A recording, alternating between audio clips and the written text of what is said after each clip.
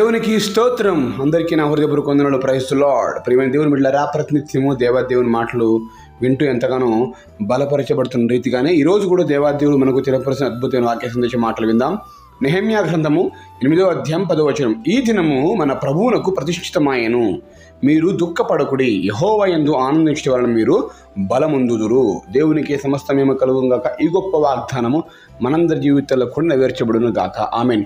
దేవుడి ఇప్పుడు మాట ఏంటంటే, ఈ దినము ప్రతిష్ఠితమైన దినము, దేవునికి ప్రతిష్ఠితమైన దినము కనుక నీవు కష్టంలో, బాధల్లో, సమస్యల్లో, ఇబ్బందుల్లో ఉన్నావని నిన్ను ప్రేమించి దేవుడు ఈ మాటలు నీకు తెలియపరుస్తూ ఉన్నాడు.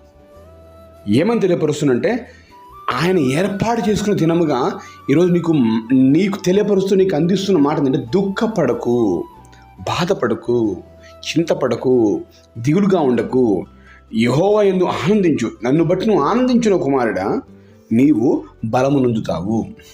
మీరు దుఃఖపడకండి, మీరు బలవంతులవుతారు.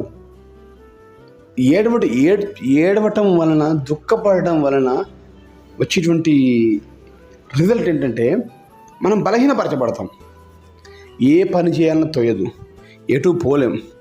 అదే ఇక దుఃఖము మనల్ని నీరసింపజేస్తుంది, సొమ్మసిల్లిపోయేలాగా చేస్తుంది. మనం ఎటు పోలేము, ఏం చేయలేము. ఎక్కడికైనా పోయినా కానీ అక్కడ మనము సంతోషం గడపలేము. ఎందుకు అంటే, హృదయం నిండా దుఃఖం, హృదయం నిండా బాధ. ఎందుకు? దేని బట్టి బాధ? ఉన్న సమస్యలను బట్టి, ఆర్థిక ఇబ్బందులను బట్టి, అనారోగ్యాలను బట్టి, కుటుంబ పరిస్థితులను బట్టి, భార్యాభర్తల విభేదాలను బట్టి, ఎవరికి చెప్పుకొని కృంగిపోయే సమస్యలను బట్టి ఎన్నెన్నో ఉంటా ఉండే. ఒక్కొక్క మనిషికి ఒక్కొక్క రకం సమస్య ఉంటుందా ఉంది. ఈ సమస్యల నుంచి ఎవరు విడుదలిస్తారు? ఎవరు మనకు ఒక మార్గాన్ని చూపిస్తారంటే, దేవుడు చెప్తున్నాడు, నేనే ఆ మార్గాన్ని, సత్యాన్ని. నన్ను నమ్మితే ఖచ్చితంగా నువ్వు రిజల్ట్ పొందుకోగలుగుతావు.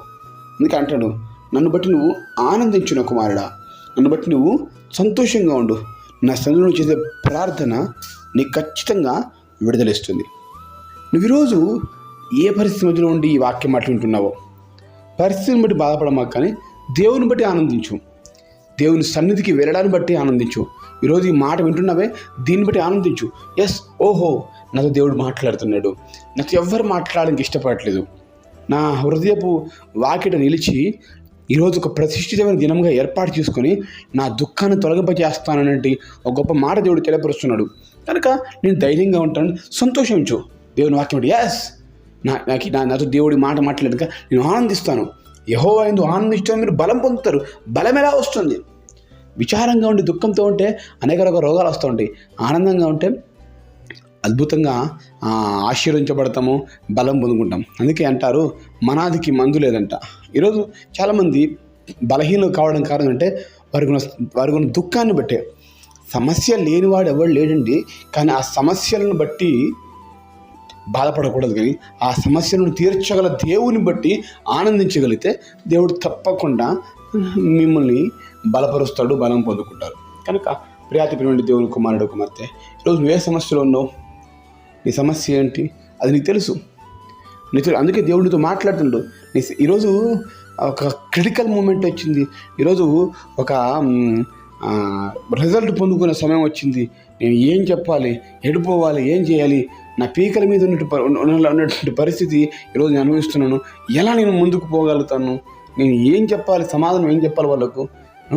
నా పరిస్థితి ఏంటి? ఈరోజు ఈ యొక్క సమస్యను బట్టి ఈరోజు నేను చనిపోదాం అనుకుంటున్నాను. ఈ సమస్యను బట్టి నాకు ఈ జీవితమే వద్దనుకుంటున్నాను.